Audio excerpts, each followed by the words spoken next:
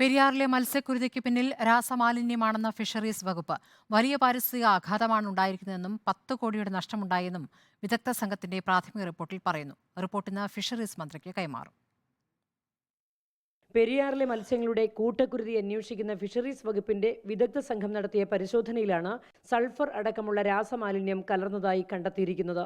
പെരിയാറിലെ മത്സ്യക്കുരുതിയിൽ 10 കോടിയോളം രൂപയുടെ നഷ്ടമെന്നാണ് ഫിഷറീസ് വകുപ്പിന്റെ പ്രാഥമിക കണക്ക്. മത്സ്യകർഷകർക്കായി ദീർഘകാല കരുതൽ നടപടിയും ഫിഷറീസ് വകുപ്പ് വിദഗ്ധ സംഘം ശുപാർശ ചെയ്തിട്ടുണ്ട്. അതിനിടെ മത്സ്യക്കുരുതിയിൽ മലിനീകരണ നിയന്ത്രണ ബോർഡിന് ഏലൂർ നഗരസഭ നോട്ടീസ് അയച്ചു. പെരിയാറിലേക്ക് മാലിന്യം ഒഴുക്കുന്ന സ്ഥാപനങ്ങളുടെ പേരുവിവരങ്ങൾ അടിയന്തരമായി നൽകണമെന്ന് നോട്ടീസിൽ ആവശ്യപ്പെടുന്നു. സ്ഥാപനങ്ങളുടെ പേരുവിവരങ്ങൾ ലഭിച്ച ഉടൻ നടപടി സ്വീകരിക്കുമെന്ന് ഏലൂർ നഗരസഭാ അധ്യക്ഷൻ പ്രതികരിച്ചു.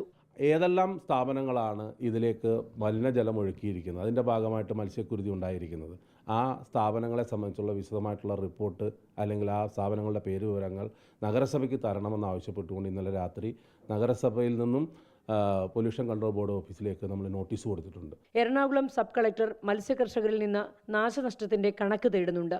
ഈ റിപ്പോർട്ട് വന്നതിന് ശേഷമാകും ധനസഹായം തീരുമാനിക്കുക. റിപ്പോർട്ടർ, കൊച്ചി.